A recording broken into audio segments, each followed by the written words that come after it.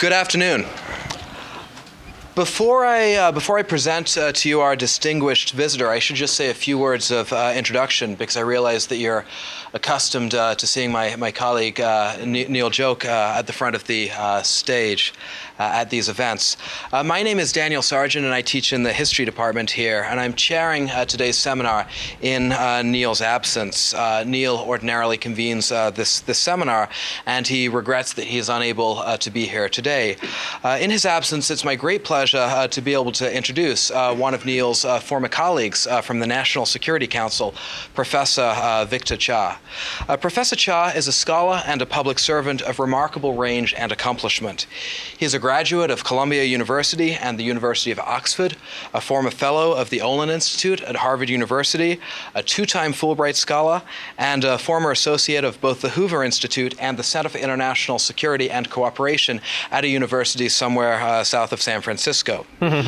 Professor Cha is presently the D.S. Song Korea Foundation professor at Georgetown University and a senior advisor at the Center for Strategic and International Studies in Washington, D.C. Since receiving his Ph.D. from Columbia in the mid-1990s, Professor Cha has established himself as one of the world's leading experts on the Asian scene, with a particular expertise in Korea. He has published 4 books on topics that range from U.S. security policy in Northeast Asia to nuclear diplomacy to the international politics of sport, which I'm sure he'll be able to speak more about in the Q&A if we have time. His most recent book, The Impossible State, North Korea Past and Future, was published by HarperCollins in 2012, very recently.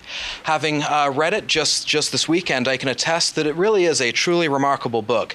It's a book that combines the empathetic engagement of a historian with the analytical precision of a trained political scientist. Beyond his considerable scholarly output, Professor Cha has served his country as Director of Asian Affairs at the National Security Council under President George W. Bush. In this role, he not only participated in the making of U.S. policy for the entire Asian theater, but also served as the Deputy Head of Delegation to the multinational six-party talks on North Korea's nuclear program that began in 2003. He brings to us today not only immense learning and intellectual breadth, but also first-hand diplomatic experience of one of the most intractable problems that the United States faces in the 21st century. On behalf of the Institute for International Studies, I am delighted to welcome Professor Cha to Berkeley and to the University of California.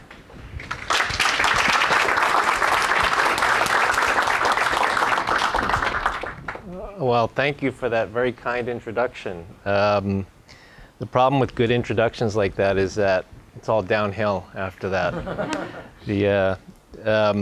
Well, it's a pleasure to be here. As Professor Sargent mentioned, I spent a couple of years at Stanford, but don't worry, I feel no affiliation or spirit at all when it comes to Stanford. So don't look at me as sort of somebody here on enemy turf right now. I'm just I'm originally from the East Coast, from New York City, and did my degrees at Columbia, and then I've been teaching now for 19 years at Georgetown. So if any of you have a problem with Georgetown, that's a problem. But if you have a problem with Stanford, that's not a problem for me. So it's also good to see on the wall here some of the people that you've had come and speak. John Hamre is actually my current boss at the CSIS. The former Deputy Secretary of Defense, Bob Jervis, was my dissertation advisor at Columbia. And then way back in the corner there, Bob Gallucci, at the bottom of that U.S. Foreign Policy Seminar, was actually my first dean at Georgetown. He was the dean when I started at Georgetown in 1995. So I want to thank you for the warm weather. We had snow last week in D.C., so this is a welcome respite. But I'm here to talk not about the weather, but I'm here to talk about North Korea. And so what I'll do is I have some prepared remarks that I will refer to. But essentially, what I'd like to do is make 3 points. And I try to, especially for a larger group like this, I try to make the 3 points up front because I may not get to them at the end. so I might as well give them to you up front. And the first is that I worry about a difficult and unstable leadership transition in North Korea. Secondly, I worry about a unique constellation of forces that may precipitate an escalation dynamic on the Korean Peninsula that we have not seen before. And third, I worry about if we were to enter some sort of crisis, the lack of any exit ramps. So those are the things that I worry about. The fourth thing, because I hate to end talks about North Korea on a negative note, and it's a real challenge to try to find a positive note on which to end a talk about North Korea, but I do have one, and it has more to do with the society than it has to do with the government of North Korea. So those are the 4 points. So to begin, I believe that leaders play a pivotal role in the outcomes of the nation states that they rule, right? Especially when the nature of the regimes are autocratic or totalitarian. Right? Polities in which you have power highly concentrated, in these sorts of polities, leaders experience their own audience costs, their own unique form of audience costs that are different from democracies, which put pressures on the leadership. But even with these sorts of audience costs, relatively speaking, these sorts of regimes in which power is highly concentrated in the leadership really have the effect of amplifying the leader's ability to influence outcomes for that nation state, right? So if we think about that in North Korea, here we have this transition to this new young fellow. There are lots of questions. Is Kim Jong-un a modern and enlightened leader? Is he a reformer who has the potential to be the Deng Xiaoping of Korea? Or are he and his entourage hopelessly out of touch with realities in North Korea? Optimists look at some of the stylistic changes that we've seen in North Korea on the part of the leadership, combined with the fact that this young fellow did some years of schooling in Switzerland to declare that North Korea is ready for some sort of reform. I'm afraid to say that I don't think that that's the case. The predictions of reform in North Korea have long outnumbered the predictions of collapse. And at least in my personal opinion, it's hard to side with the majority.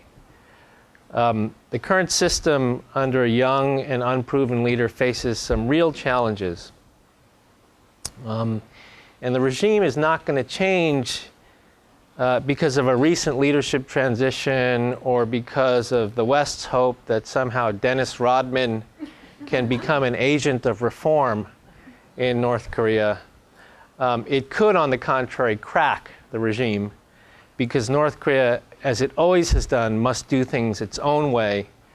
And its ideology and the path it's headed down is really one that is inescapable in terms of a path leading towards self-destruction. So it's not a pretty scene, I think, as we look to the future. Now, fear has always been an enabling factor for leaders to lead in North Korea. If one doesn't go along with the system, then a gulag, a car accident, or simply your disappearance can easily become your fate. But increasingly performance, right? Leadership performance, particularly for a young and untested individual, becomes a very important metric of regime sustainability. Even an authoritarian dictatorship must justify its policies domestically to its so-called selectorate, right? Those 1,000 or 2,000 party elders, generals, and others that make up the North Korean leadership. Because if you can't satisfy the selectorate, then you can't prevent people from developing relationships and networks of trust that can then be used as a basis for mobilized political opposition. The sustainability of the regime in North Korea is as strong as the leader's ability to prove to the elites that he can sustain their lifestyles with a surplus of food, luxury goods, social privileges, and other indulgences unknown to the average North Korean.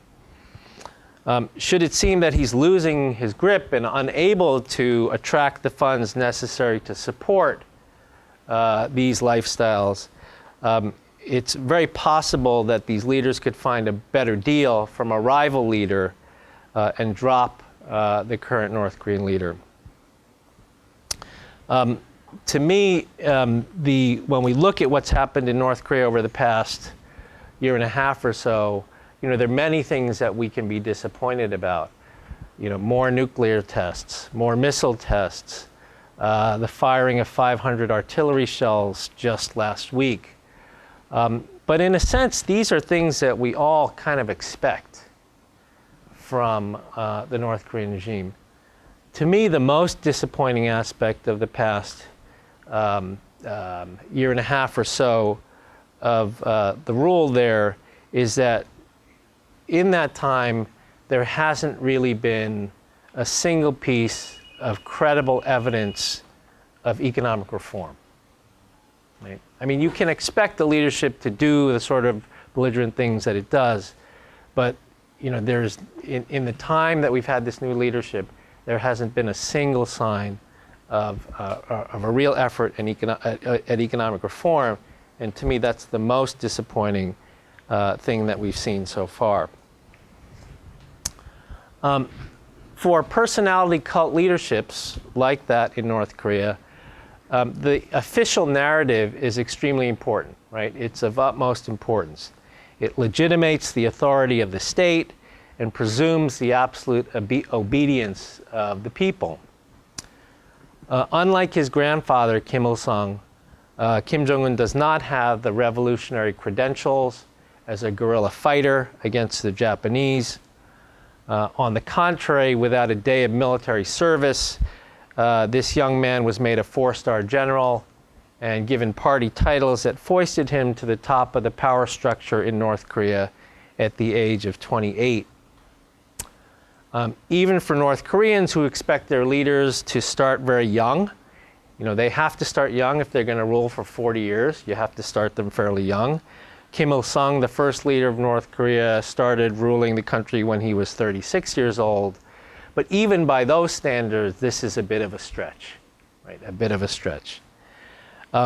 So the young Kim must prove himself competent, and unfortunately, his brief record in office shows that his self-conceived metric for legitimacy is not economic reform, but military provocations and building amusement parks and ski resorts and hosting basketball games.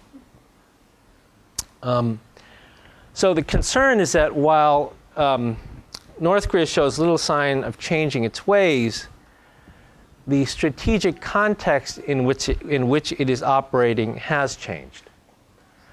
And what I mean by this is that I perceive a new escalation dynamic on the peninsula that largely is a result of the North Korean torpedoing of a South Korean Navy ship in 2010. North Korean semi-submersibles torpedoed a South Korean Navy vessel in 2010, killed 46 sailors. It was the biggest loss of life in a single military act since the Korean War. And previously, if the North would carry out these sorts of provocations, Seoul's immediate reaction to North Korean provocations was basically to prevent a crisis. Because a crisis would then mean capital flight. it would then mean the Kospi, the South Korean stock market, nosediving. So the response was often one of crisis management, avoiding an escalation of the situation for reasons that had very little to do with North Korea. They had much more to do with South Korea and the South Korean economy. It's an open secret today, however, that the South Korean military has rewritten its rules of military engagement with the North after the sinking of this naval vessel in 2010. The so-called ROE, the rules of engagement, were revised at the end of the last administration in South Korea and now call for an immediate response by the commanders on the ground without seeking any sort of political approval at higher levels. So what this means is that you could have a dynamic in which the North Koreans, under this young leadership, push further and further to try to extort benefits, concessions, whatever, which could then lead the South Koreans to respond under their new rules of engagement. And you can get an escalation dynamic that could be quite concerning. The new South Korean president, maybe not so new now, the South Korean president, Park Geun-hye, has evinced an interest in more engagement with North Korea than her predecessor. It's a policy called trust politic, which aims to build bridges with the North Koreans through, first, the keeping of simple promises, second, the creation of practices based on those promises, and third, the creation of institutions based on those practices. And this policy has resulted in some minor progress in inter-Korean relations, the reopening of a joint industrial complex, a reunion of families that took place earlier this year.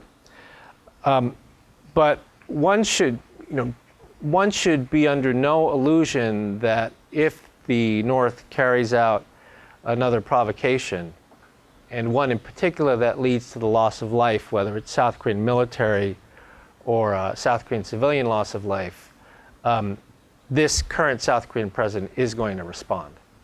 And that can be, and as any of you who've served in Korea or are familiar with the situation, the sort of head-to-head military balance there is really on a hair trigger. And so it's something that we all have to watch very carefully. In addition to this, North Korea seems to like to welcome every election in the United States and South Korea with their own little present for the newly elected leaders in the form of some sort of provocation. We actually did a study at CSIS that looked at this. We looked at and sort of tried to track North Korean provocations and how they correlated with elections in the United States and in South Korea. And there are some interesting patterns that these provocations are basically designed to test every new political leader, particularly that's elected in South Korea, but also that's elected in the United States. Some of you will remember that soon after President Obama was elected, for example, and President Obama actually tried to reach out to North Korea, he was greeted with a missile test, a long-range ballistic missile test in April, and then a nuclear test soon after that, on Memorial Day, right, in the United States. Well, so there's concern about an escalation dynamic in addition to North Korean bad behavior. And the problem is that I think many of the exit ramps that were there in the past are less evident today. So, for example, often in crises, if we've gotten into a military crisis with North Korea, often it's been the United States that has provided the exit ramp. And just to give you an example of this, so what we did was we did a study where we looked at U.S. North Korean negotiations going back to 1984. And then we charted on top of that North Korean provocations. Right? And there were a number of findings that came out of it, but in terms of the whole question of diplomacy, we found that since 1984, and this is just a sample of this. Since 1984, within an average of 5 months of a North Korean provocation, Washington is usually back at the negotiating table, right? Within 5 months. And this diplomacy is often explicitly for the purpose of ratcheting down the crisis, right? Not allowing the crisis to get out of hand. So that has sort of been the pattern. The Obama administration has completely blown this pattern out of the water, because after having been basically burned 3 times by diplomatic efforts with North Korea, there really is no interest in offering any sort of exit ramps to North Korea. So, like I said, usually it's 5 months before the administration re-engages.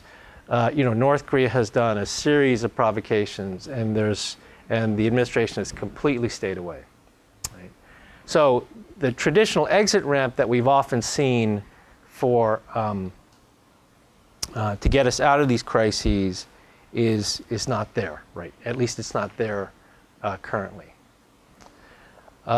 So the answer that everybody looks to then is China, right? China is the answer to avoiding another crisis with North Korea. But China has really demonstrated 2 policy realities with regard to North Korea, right? The first is that it cannot restrain North Korea from belligerent actions. And the second is that it cannot reform North Korea. No matter how many bureaucrats it trains, no matter how many visits it provides to North Korean leaders. So I'm sorry I made everybody set up this PowerPoint presentation only for 2 slides, but wait, what happened to, wait. Thanks. Right. So in terms of Chinese efforts to reform North Korea. So this is a table out of the book that basically lists all the places that the Chinese leadership took Kim Jong-il, the previous leader of North Korea, in the 11 years of visits he made to China. Right? Basically, once China normalized relations with South Korea in 1992, North Korea got very upset at that, and there were no summits. Right? Kim Jong-il becomes the leader of North Korea in 1994 and would not visit China, right, until the year 2000. And then in 2000, over 11 years, these are all the places that the Chinese took him. So you can see Lenovo Computer Factory, Shanghai GM Motors, Shanghai Bell Telephone, a high-tech complex, a software complex, Genome Research Center, optical fiber and cable, right? So just the places that they took him give you a sense of what the Chinese have always wanted to do. They've always wanted North Korea to reform, to become more like China.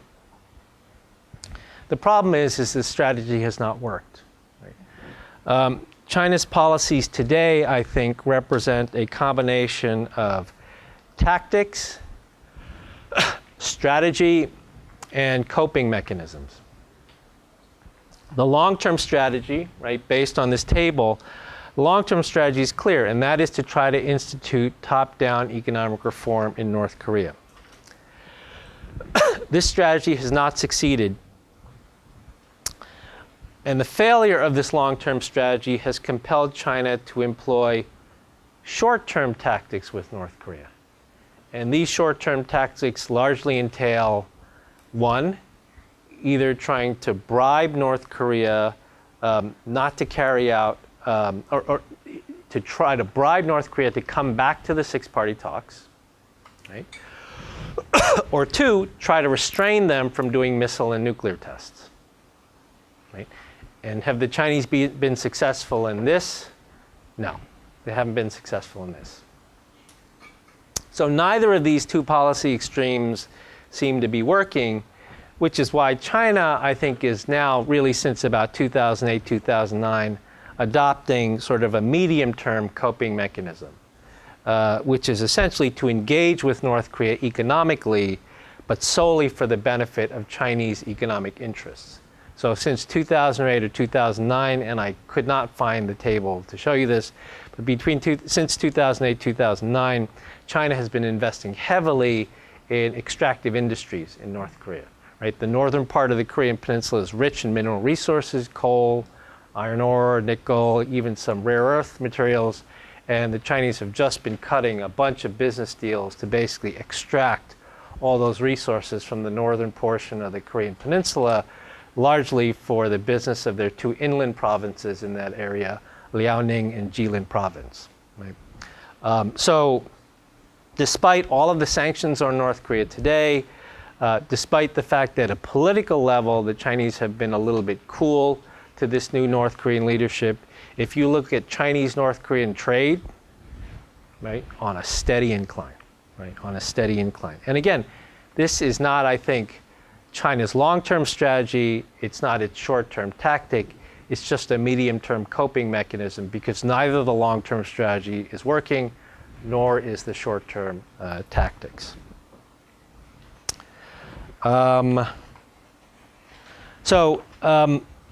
The last point on China is that, as I'm sure many of you heard or read, the North Korean regime executed the number two man in the system, right? Chang Sung-taek, who happened to be the uncle of Kim Jong-un, right? This is like family politics that I don't think many of us are familiar with. In any stretch of the imagination, it's more like something from The Sopranos or one of these other sorts of shows. Chang Sung-taek's execution has created a great deal of uncertainty in Chinese decision-making on North Korea, largely because Chang Sung-taek was China's guy. He was China's man in North Korea. And they basically lost, their primary window into North Korea. So China now faces a dilemma, right? Given its equities now on the Korean Peninsula, given all of these deals it's done and all of these equities, are Chinese interests best served by continuing to try to work with the United States and the international community to sanction North Korea, to try to deter them from doing more provocations? Or are China interests better served by, to use a term from Las Vegas, doubling down on North Korea, right? Basically trying, now that they've lost their main guy in North Korea, try to actually embrace the young leader, right? And try to get control of him, try to get a better handle on the situation. The most obvious indicator of the latter strategy, a double down strategy, would be if the Chinese invited the young North Korean leader for a summit, right? They have not had a summit yet. And thus far, the Chinese have not done this, right? So I think they are as uncertain about their policies today as the rest of us are. So just to sum up this part of it, because I want to get to the good part, this part of it. So, I think, so we have a relatively unstable leadership transition in which performance, because he doesn't have the same myth of leadership in a cult of personality system, performance pushes or generates provocative behavior. Right? This is happening at a time when the domestic political dynamic and the ROE in South Korea have changed, right? Where they're no longer willing to sort of be magnanimous and sit back for the sake of preserving, the economic growth, the buoyancy of the stock market, and retaining foreign capital in the country. And if we get into a crisis, our traditional exit ramps are not there like they were in the past. That is sort of the role that the United States or China can play. So this is a very concerning situation, right? And things seem a bit quiet right now, but and maybe for you, every time the North Koreans, you read in the paper, the North Koreans fired off 2 more missiles, a lot of people simply dismiss it. The media dismisses it. They say, it's just the North Koreans being North Koreans, right? They want attention. The leadership just trying to prove his bona fides. But these things are happening in a completely different strategic context. So it's a very concerning, I think, situation. Now, like I said, this is such a depressing note on which to end a talk. So let me talk about what I think is the one positive thing that's happening in North Korea. And that has entirely to do with the people of North Korea and the society, and nothing to do with the government. Right. So I'm supposed to be a North Korea expert, so I give lots of briefings on the topic to people in Washington and other places. Whenever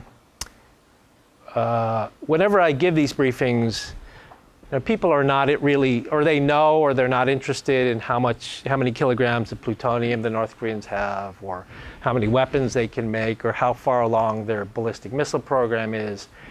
The thing that people are most interested in is in 2 numbers, right? And the 2 numbers are 1 million, right, and 15,000. The million, right, stands for, and this was about a year ago, the million stands for the number of cell phone registrations that are now in North Korea, right? Orascom, the Egyptian cell phone company, basically cut a deal with the North Korean leadership where North Korea would give this Egyptian company the exclusive market, right, the North Korean market for cell phones, in exchange for this company helping to refurbish a large hotel that was never finished in North Korea. At the time, it was the largest hotel. At the time it was being built, it was the largest hotel in the world. The North Koreans built it largely in response to South Korea hosting the 1988 Olympics. They never finished the hotel, and it was it was very embarrassing, this huge thing that was never finished. It was like a monument to North Korean economic mismanagement. It was really something. And so basically, Orascom took the deal. They refurbished the hotel. I wouldn't recommend staying there. The concrete foundation is decaying. The elevators don't work. Stay away. But in return, the cell phone market. And the other number, the 15,000, has to refers to the estimated number of users of the internet now in North Korea. These are very small numbers, right? Very small numbers. They're largely restricted to the elite. But the fact is, this stuff is now entering the country, right? If the primary tool, I mean, it's my belief that the primary tool that the regime has used all of these years to maintain its power has not been its military, right? It's not been the prison camps. The primary tool has been the control of information, right? And when you introduce things like cell phones, the internet into a society, even one as tightly controlled as North Korea, once you introduce it, it's impossible to stop it. Right? North Korean cell phone registrations, it took about 2 years to go from 0 to 1 million cell phone registrations in North Korea. it's taken a year to go from 1 million to 2 million. Right? It's probably over 2 million today. Right? The government has an interest in this because they basically take a cut of every cell phone registration. So a young scholar, a young scholar at Stanford, from Stanford, actually did a study on this and estimates that the North Korean regime is on an annual basis making about $60 million from these cell phones. So there's a real interest in them continuing to push an increase in cell phone registrations. Now, they can't, with these phones, they can't call outside the country, right? But they can do things they could never do before, which is they can text each other that the price of rice in different markets around town. They can communicate with each other without congregating in a way that they could never do before. Right? So those are two very important things. The third, of course, is the market itself. Right?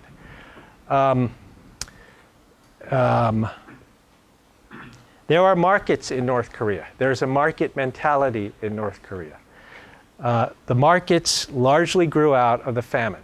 Right? In the mid-1990s, there was a terrible famine in North Korea due to economic mismanagement. It's estimated that 10% of the population died because of that famine. And at the time, the famine occurred because the public distribution system broke down. Right? The government could no longer provide the rations. So they basically told the public, fend for yourselves. Right? And so what North Koreans did was, rather than sit there and starve and die, they looked for anything they could, whether it was in their place of work or in their home, and they went and they tried to sell it for food or sell it for money. This led to the creation of black markets in North Korea. It also led to the creation of official markets. Recent defector testimony of people who've left North Korea say that they get 50% of their livelihood today from the market. And the other 50% comes from the government, but 50% of their livelihood is from the market. This has been a dynamic that's been in place now for 20 years. Right? And we don't normally think of North Korea as a market mentality country, but the last time there was a leadership change in North Korea was in 1994. There was no market in North Korea in 1994. Right? The next leadership change happened a year and a half, 2 years ago. This is after almost 2 decades of a market mentality. So I think the best hope and the most positive sign of change in North Korea is not coming from the government, it's coming from society. And while nobody at this point can predict it's going to lead to any sort of revolution, because you can't, because on scale it's still so small. At the same time, though, if you look for hope, right, that's the one place that there's hope. It's sort of in basically the sort of basic human instinct just to survive first, and then if after you survive, to thrive. And that is the positive note on which to end a presentation on North Korea. So I think I'll leave it at that and be happy to take any questions. Thank you.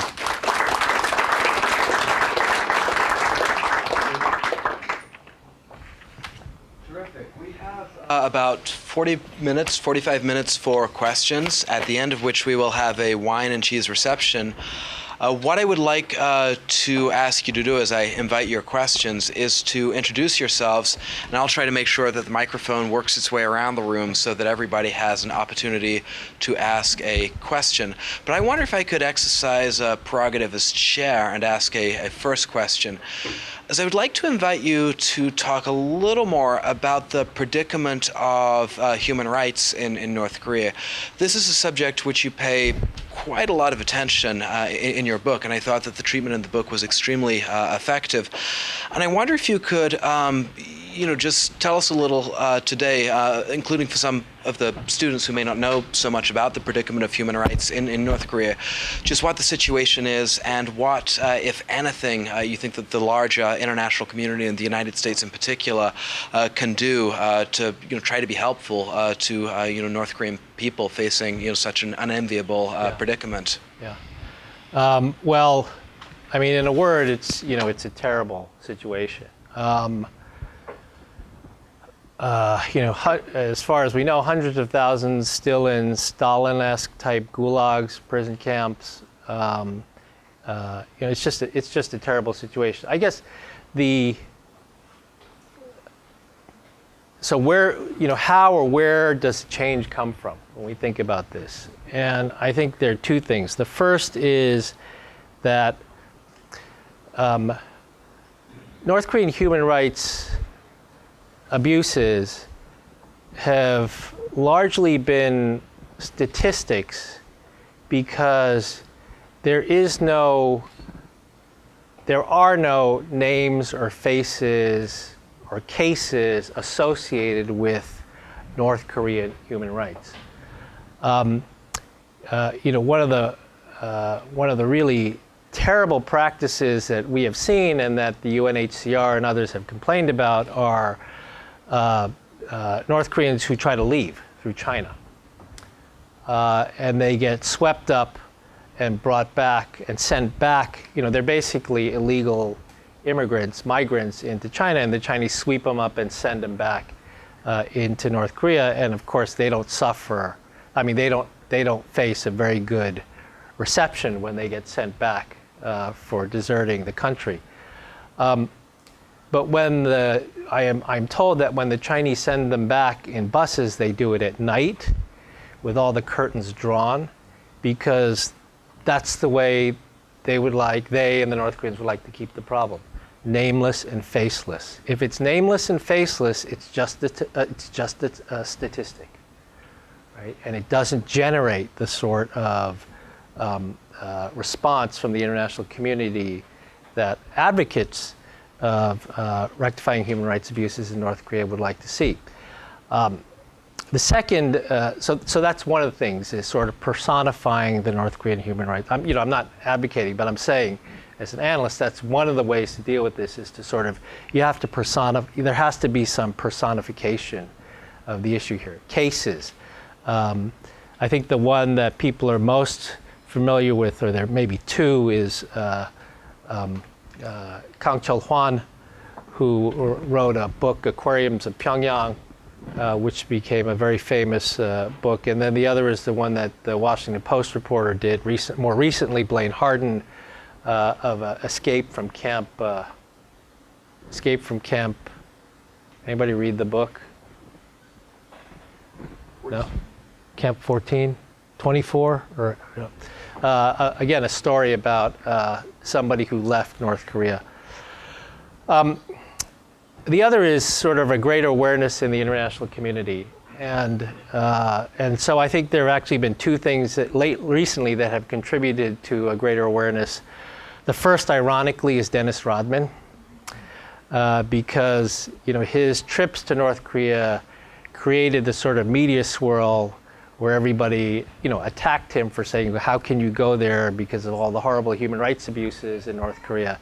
And it actually it had the effect of actually raising this issue of human rights in North Korea to a level that probably the average American or average non-American around the world didn't really understand. The second has been this Commission of Inquiry report, the United Nations COI, or Commission of Inquiry report, led by Justice Michael Kirby, a former Supreme Court Justice in Australia. I think this is a very important report, because what it does do is it does try to personify the North Korean human rights problem. It just doesn't talk about trafficking. It talks about cases of trafficking.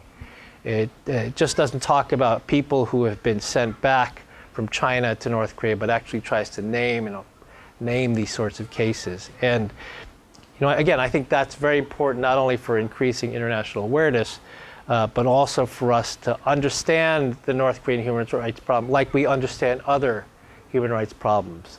whether it's regard to China or before in the former Soviet Union. I think that the level of discussion in North Korea has not gotten to that level yet. But with this COI report, I think it will. So. Open for questions. So if I could just ask you to introduce yourselves with your questions. Hi, my name is Lisa Min, and I'm a Ph.D. student in the Department of Anthropology.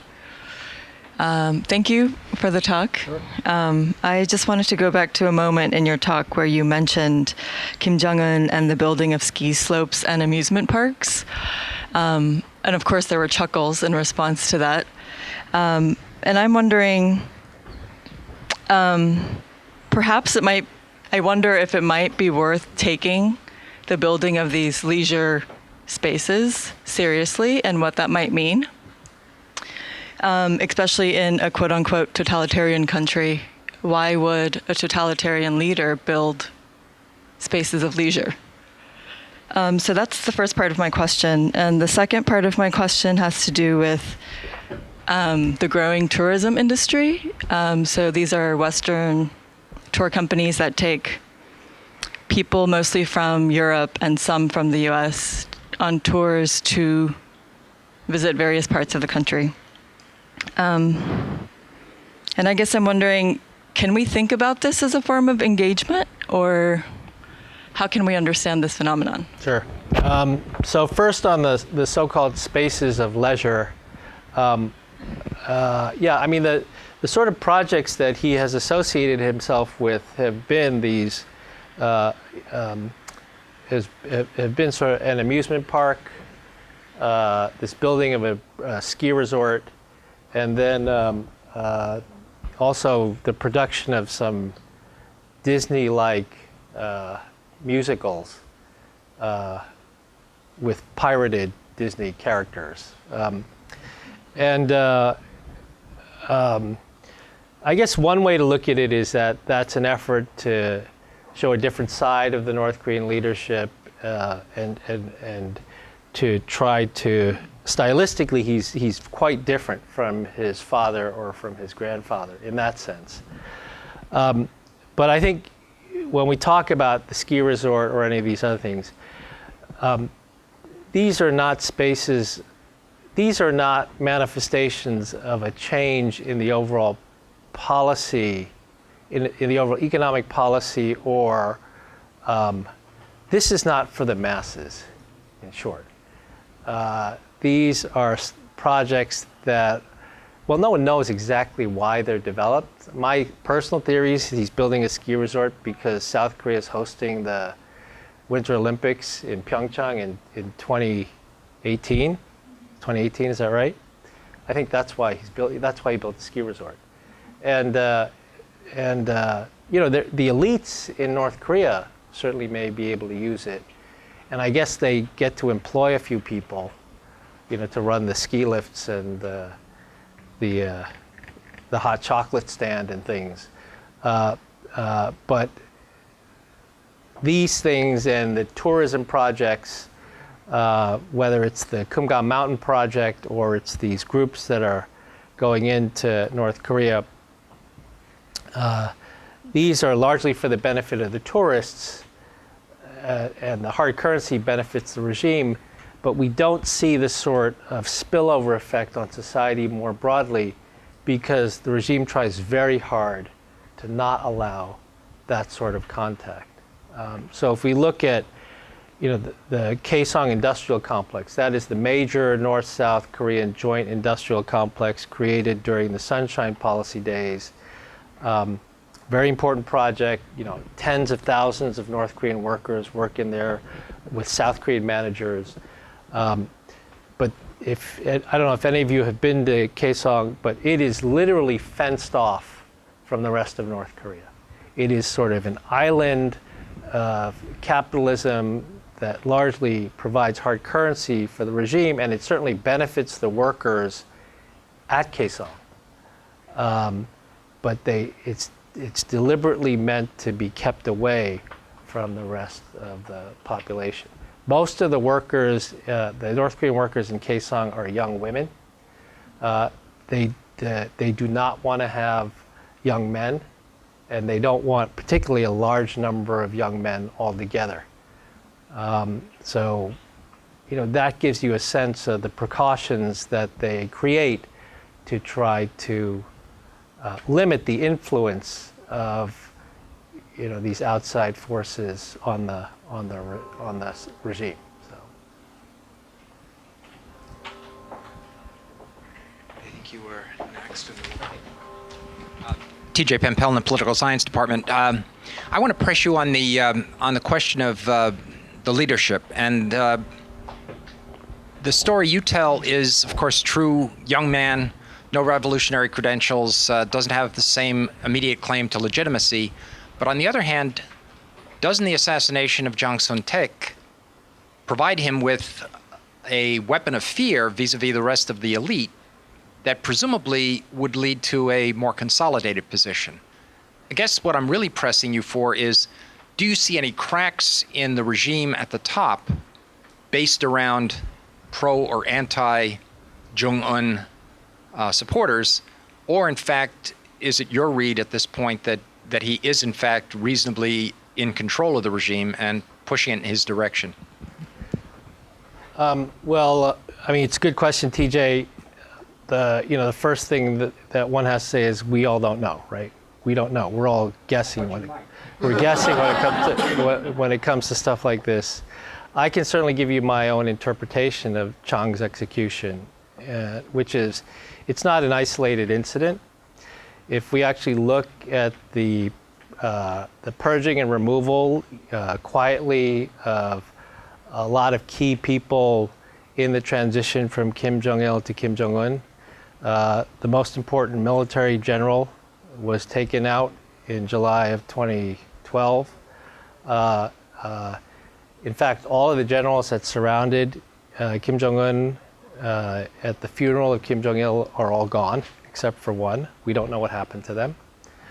And then, of course, not so much the removal of Chang, but the way in which he was removed. Right, a public trial, humiliated, and then after he was humiliated, then executed. This was clearly the most important person in North Korea. Now, is that a sign of power consolidation? I guess to an extent it is. At the same time, though, if you have to go to that extreme, you're doing it because you're trying to send a message, which gives you a sense that there is some churn still inside the system. If you read the KCNA statement about Chang's trial and execution, it's an extraordinary statement because it says things in there, for those of you who follow, it says things in there you would never expect them to say. Speaking openly about factionalism inside the system, challenges to the leadership, connections, factionalism supported by elements outside of North Korea, referring to China, South Korea, perhaps even the United States. So this is not, to me, a system that looks like it is, sort of smooth sailing. We've gotten rid of everybody and things are moving very smoothly.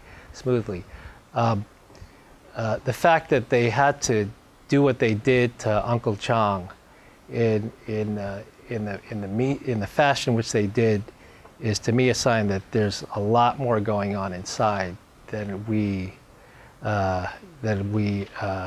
see, and it's quite concerning. Now, what would the divisions look like? Your guess is as good as mine. On the one hand, a lot of people say that he is, his father really favored the military, and so a lot of people say that a part of this is the axing of a whole bunch of generals in 2012 was part of an effort to put the party back in charge and take a lot of the business concessions and everything away from the military. But then he got rid of his uncle, who was, quite important in the party. So, does that mean that he has new friends in the military? Not clear. What is clear is that the two previous leaders in North Korea, right? Kim Il-sung favored the party over the military. Right? Kim Jong-il favored the military over the party. This guy seems to be going at both of them at the same time. very dangerous, right? I think it's very dangerous. And why? I think in part because he's young. The leadership transition was very sudden. And there probably are a lot of entrenched interests now in both the military and the party that don't necessarily operate the way he wants them to operate.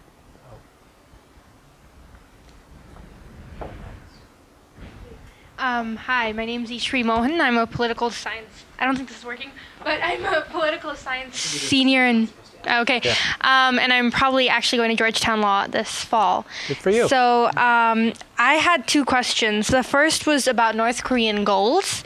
So what do you think, in your opinion, does Kim Jong-un want? Is it that he doesn't know what he wants, and that's why you see a lot of indecision in the way he handles things, or the fact that the West or is it the West that doesn't understand what he wants and how he's going about it? Or does he want things but simply doesn't know how to go about getting them in his way, and what are those things that he might want? And my second question was, why does China not take a slightly firmer stance on North Korea, perhaps through military excursions, or in something you might expect China to do, given the fact that North Korea is not as big of a power and has traditionally been seen as a buffer between, U.S.-supported South Korea and China. But clearly China's not getting what they want in North Korea, so how might that change over time, and what is China saying? I think, in terms of the second question, I think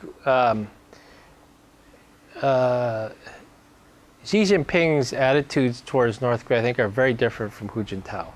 Right? In the end, it is about stability, right? China doesn't want to see instability in North Korea. It doesn't want to see instability on the Korean Peninsula. In fact, every time there has been instability on the Korean Peninsula, historically, it's been bad for China, right?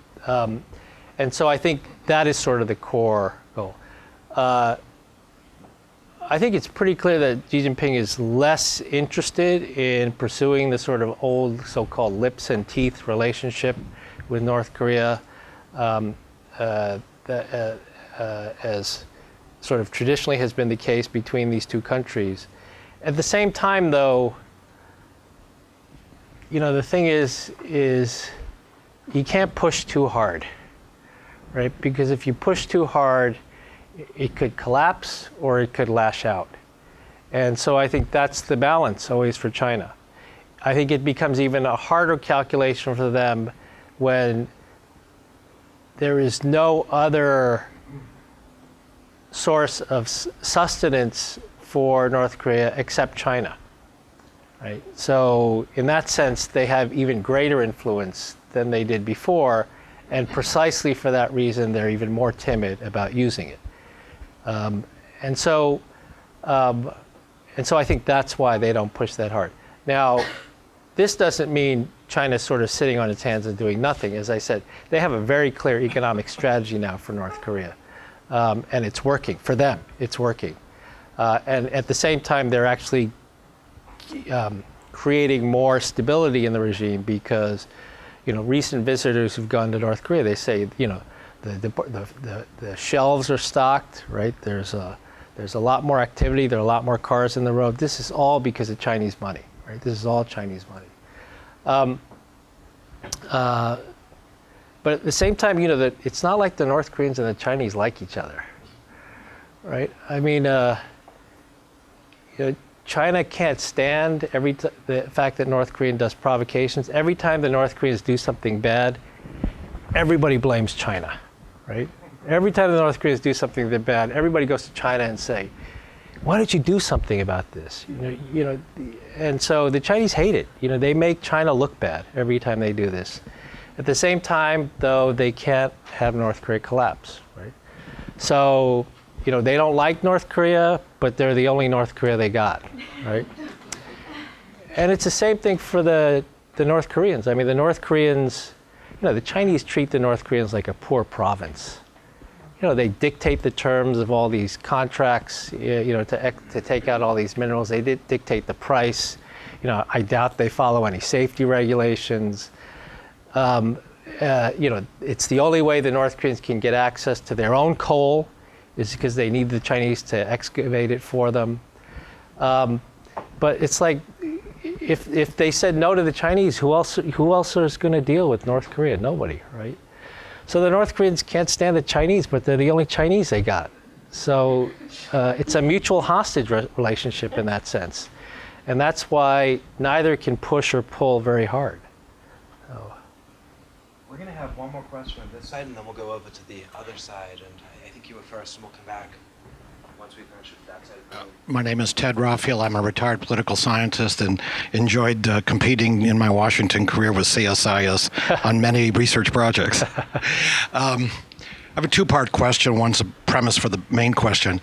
It sounds like, I'm asking you if you would agree, that essentially you seem to be painting a picture of the North Korean regime as an organized criminal enterprise, in the sense that it bumps off the upstarts.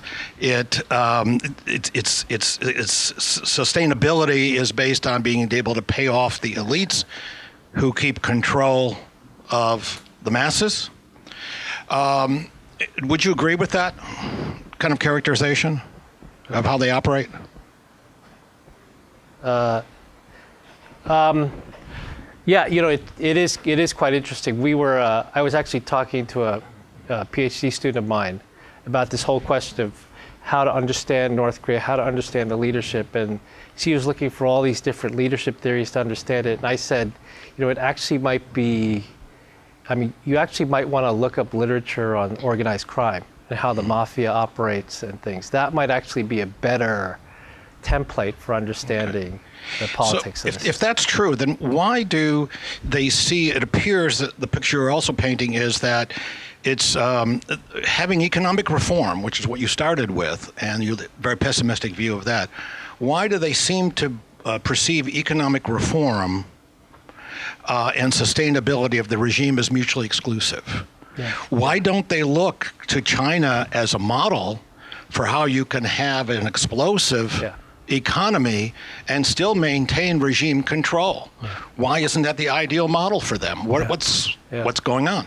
It's a really good question. I think so I used to be our Deputy Head of Delegation for the six-party talks, and we go to these negotiations, and there would often be periods in which there were the North Koreans would go off and disappear, and then we'd all be sitting there waiting for the next round to start, and we talked to the Chinese, and we'd say to them, have you ever talked to the North Koreans about that they should follow your model? Deng Xiaoping and modernization and all that. And the Chinese, I guess this is on the record, the Chinese looked at us like, what are you, stupid? Of course we did that. Of course we said that to them. We have been, that's why I actually went to try to find this chart, because they've tried to do this. And why haven't they been responsive? Well, so I asked, so what's the North Koreans' response? And they said, they say, you're China, we can't be like China. So then, I said to my Chinese camera, I said, well, what about Vietnam? Did you ever tell them they should be like Vietnam? And again, he looked at me like I was an idiot and said, of course we told them that they should be like Vietnam. You think we're stupid? Of course we tried to. And of course, the North Koreans said, we can't do that either. The answer, I think, has less to do with economics, and it has everything to do with politics, which is that the number one priority for this regime is not any sort of economic reform or even to get rich. The number one priority is maintenance of the personality cult regime, right? That's the number one thing. And that's threatened. And then if that's the number one thing that you're concerned about, then it is hard to make rational economic decisions. I wrote about this several years ago. North Korea faces a fundamental reform dilemma, which is it knows it needs to open up to survive, but it knows that the minute it starts opening up, everybody's going to see that this cult of personality thing is a sham. The whole thing's going to start falling apart. Right? That's particularly a concern when you have a cult of personality leadership. If you have a military dictatorship, you can still make rational economic decisions, right? Look at South Korea in the 1970s, right? You had a military dictatorship and they could make rational economic decisions. Look at China, right? Vietnam. The problem, Deng Xiaoping said, to get rich is glorious, right? It's okay to get rich is glorious.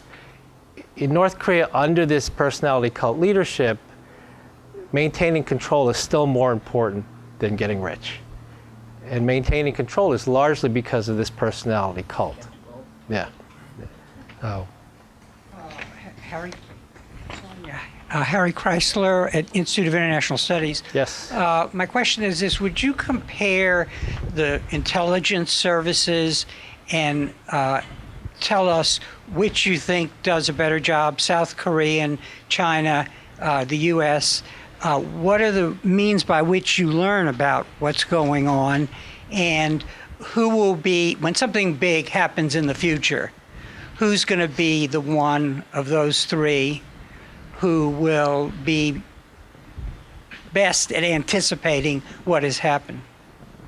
I would say that they've all failed miserably. I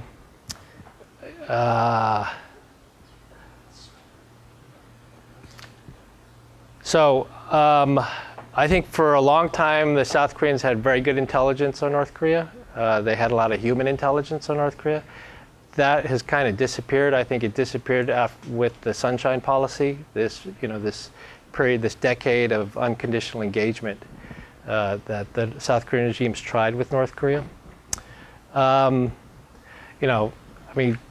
only so much that we can talk about in terms of intel in a venue like this. I think, for the United States, it's largely been from overhead, right? It's the pictures that, not just, intelligence satellites can take, but commercial satellite photography in North Korea now is amazing today. I mean, they can take pictures of stuff, that show incredible detail. And then with regard to China, we just don't have a good sense. The Chinese never talk about this sort of stuff when it comes to North Korea. If something bad were to happen there, who would have the best, who would people look to have the best idea of what's going on the ground? Probably China, be my guess. But again, we, the United States, South Korea, have not been able to have the conversations that we need to have with China about a North Korean contingency. Largely, for obvious political sensitivities, the Chinese are very reluctant to do that. But I think it's absolutely necessary, because if something were to happen in North Korea, these are the three countries that matter the most. U.S. would be very concerned about ballistic missiles and nuclear weapons. South Koreans would be very concerned about humanitarian stabilization. The Chinese would be very concerned about their border to prevent millions of refugees coming across the Yalu River. So, theoretically, there's a positive-sum game there. But for all sorts of reasons, it's very difficult to get the three countries to talk. Hello, my name is Connor. I'm a undergraduate student here studying political science, and in one of our classes we were actually assigned one of your articles called "What Do They Want?" I think it was called. You wrote it in 2009, I think so. And one thing that really caught my attention from the article is you're kind of talking about the personal dynamic of like it was with the negative security assurance, right? And you were just talking about how people were like laughing in the room when they approved it. And I was wondering, it led me to think, how was it dealing with the North Koreans? How was it dealing with the Russians? Were they, or all the countries, how was it dealing with all of them? But mostly the North Koreans, are they trying to achieve a deal, or were they like... Yeah. How were they on a more Yeah, personal it's a level? good question. So the people that come to the negotiations are their diplomats, right? And their job is to try to get a deal. right? That's their job. So they're trying. They're trying to get some sort of deal. They don't have much leeway, right? In terms of in terms of their negotiating instructions, they really don't have much leeway. I imagine that their instructions are sort of one page and it says, "Make the Americans capitulate," right? So they don't have much leeway, but they're trying. They're trying to get a deal. The people that come tend to be the people in their foreign ministry who know America the best. So they have lots of questions about our political system. They had lots of questions about Hillary Clinton and President Obama when he was a candidate. They had all sorts of questions about stuff like that. So they're not sort of devils, with blood gushing out of the teeth. They're diplomats that are trying to get a deal, but obviously they're under tremendous pressure, right? Because they're not only tremendous pressure from the capital, but in a multilateral negotiation, they're under tremendous pressure because there are 6 parties, but it's really 5 against 1, right? The 5 of us trying to get the North Koreans to do something. Maybe sometimes it's 4 against 2. Most of the times it's 4 against 2. Well, no, it's more like 3 against 2, and then there's Russia, right? They're human beings just like anybody else. So.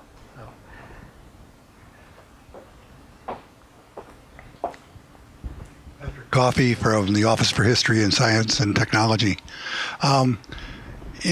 Could you comment on the military parity or lack of it between North and South Korea?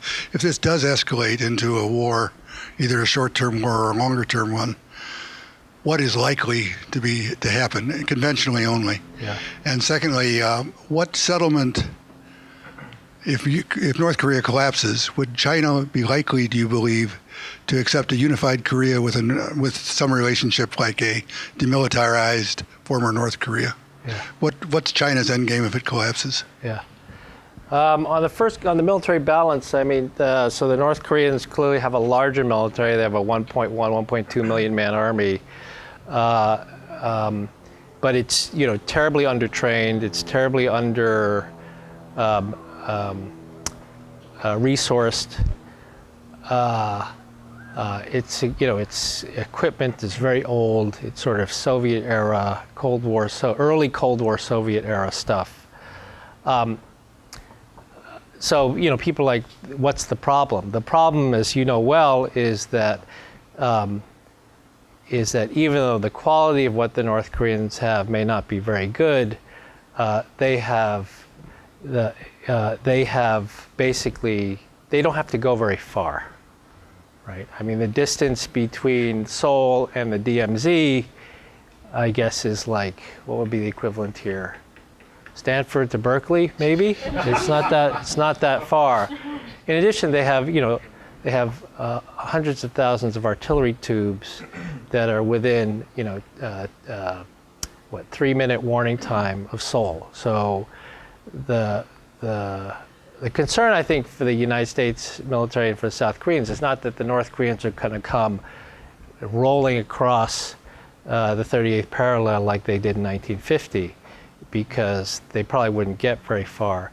The concern is this ability to rain artillery shells, chemical weapons even, on Seoul, on all of these key, on airports, and all these key areas that would make it very difficult for the United States to send reinforcements. South Korean military is one of the best militaries in the world today. It was nothing in the 1950s, but it's one of the best militaries in the world today. Very high tech, very capable. But the problem has always been, we know who would win this war. It would just be at terrible cost, right? It would be at a terrible cost. In terms of what would be China's end game if North Korea were to collapse? I think the first thing is that they would be the last ones to want to acknowledge it.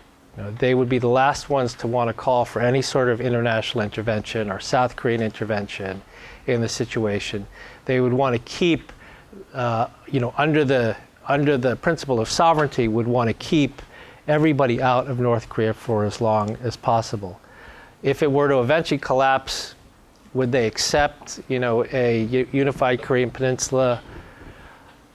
I don't think they would have a choice, right? China may not want a unified Korea, but it may not want a unified Korea, but what it wants even less than a unified Korea is a unified Korea that is considered an adversary. And so, in that sense, if North Korea were to collapse and unification were taking place, it's not in China's strategic interest to oppose it or to try to stop it, because that would ensure that what came out in the end would be hostile to China. And so I think in that sense, there's always a lot of talk about not just China, but the US, Japan. No one wants unification. I was talking with some of the students earlier about that. I think that's a red herring, because whether you want it or not, whether Japan wants it or not, once it starts, you got to support it, because you don't want what comes out at the end to see you as hostile. So in that sense, I do think that all the countries in the region support, if you will, or would acquiesce, maybe that's a better way of putting it, to unification if it were to happen.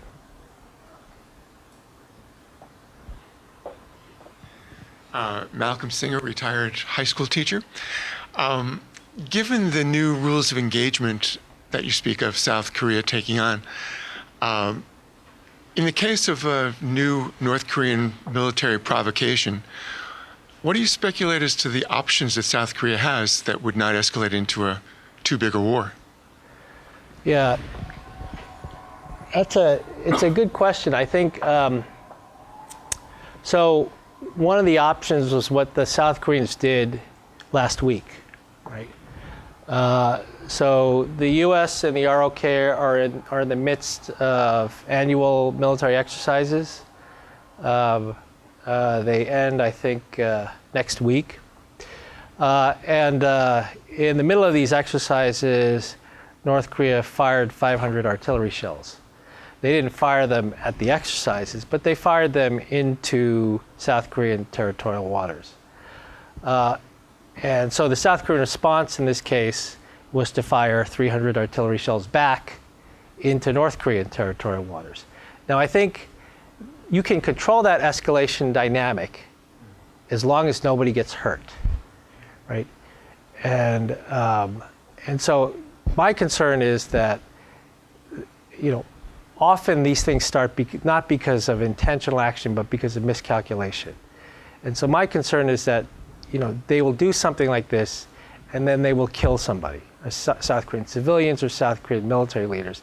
And then that's when the whole question of the new ROE comes in, and tremendous political pressure, right, on the South Korean government to respond because of what happened in 2010. In 2010, they killed 46 sailors, and then they shelled a South Korean island and killed 2 civilians and I think 2 military. And the South Koreans really did not respond to that. And I think, and then in particular, the shelling of the island happened in the middle of the day. And so, South Korea is the most wired country in the world in terms of internet and cell phone usage per household. People got out their cell phone cameras and they filmed this. It looked like the Korean War. I mean, you saw these shells coming down, and of course that went viral, and something clicked, right, in South Korean society, and they said, we can't take this anymore. And so, if that were to happen, I don't know how you control that sort of escalation dynamic, in part because there's the political element of it comes in. There'll be tremendous pressure to respond. Now, the United States and South Korea, since 2010, the two militaries have worked out something called a counter-provocations agreement. So I think the United States was also concerned about this escalation dynamic. And the chairman of the Joint Chiefs at that time went over to Korea to talk about creating this counter-provocations plan. So so this is a classified plan, obviously, we can't talk about it. But I think that is meant as a way to try to have an ability to control an escalation dynamic, even if the South Koreans really feel like they need to respond. We have time just for a couple more questions, and there are lots of you lined up, so I'll ask the last couple of people to be succinct. Taegu Lee, political science. This question is more for sake of completeness, because I feel like somebody should have asked you this by now. So it pertains to what you describe as a changed posture of the Obama administration to no longer respond to belligerence and provocation with negotiation. And I'm wondering if you can comment on how much you see the ownership or authorship of that changed policy stance attaching to Hillary Clinton, or the other way of asking this question is, should the former Secretary of State succeed in returning the Clintons to 1600 Pennsylvania Avenue? What, if anything, do you see as changing in terms of the U.S. Posture towards North Korea? You could probably gather this already from my comments thus far. The problem of denuclearizing North Korea, in my opinion, is not U.S. policy, right? I mean, if we actually look at policy going back to Ronald Reagan, there's been sort of a consistent U.S. effort to try to denuclearize North Korea. Now, undeniably, there have been deviations, right? But if you look at the overall record, there's been a pretty consistent policy of offering security assurances, economic incentives, energy assistance, eventually political normalization for denuclearization. And so if you look at the Obama administration's policy right now on North Korea, I mean, I don't think you could see much difference from the Bush administration's policy on North Korea. And the Bush administration were considered hardline neocons that wanted to undermine the regime, right? I mean, if you look at where the policies are today, they're no different. It's not because of politics in the US, it's because of North Korea. And so I don't think that if it were Hillary Clinton or, well, I guess there's nobody on the other side right now. So I guess that was also on the record, huh?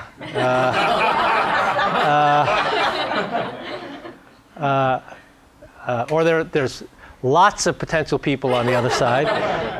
I don't think that the policy would be that different. Sure, there are moments in a negotiation where different administrations are willing to take more risk in terms of moving the diplomacy forward.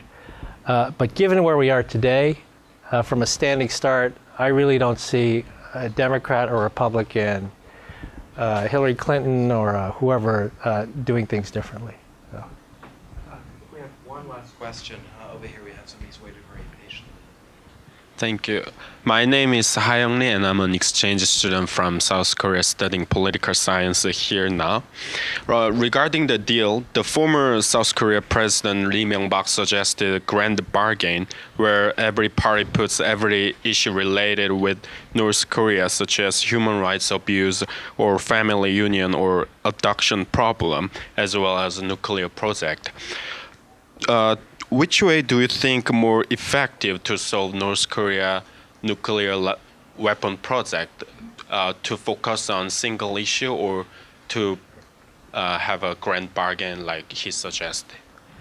Again, I don't think that all of all these different formulations of packages for a North Korea deal, whether it's a grand bargain, the agreed framework, the six-party joint statement, the Leap Day deal, the February Leap Day deal, there are certain elements of it are different, but at the core, they're all the same, which is an offer for North Korea to join the international community, to give it energy, to give it food, to give it economic assistance, if it would just give up its nuclear weapons. Now, I think what has changed, if we ever get back to a negotiation, what has changed is, in the past, the element that has been missing from this sort of deal has been the human rights part of it. In the sense that, many times people didn't want to talk about human rights when we were in a negotiation with North Korea because, if anything, it could make the negotiation more difficult. I think with this COI report, it's going to be much harder to do that. It's going to be much harder to just walk into a negotiation and say, all we want to talk about is how we can give you things to give up your nuclear weapons, especially because there's still an American being held in North Korea, right? There's an American who's been held in a North Korean prison camp now for over a year and a half, right? So it's very difficult, I think, for this element to not become an important part of the next, if there is another negotiation on North Korea. I know that there are more questions, but we've worked our guest very, very hard. Professor Cha arrived from Washington this afternoon. I'm conscious of the fact that it's already past 8:30 Washington time. So, and I'm going back tonight, too. That's right, on the red ice. So we will thank Professor Cha for his remarkable exertions as well as a wonderful talk.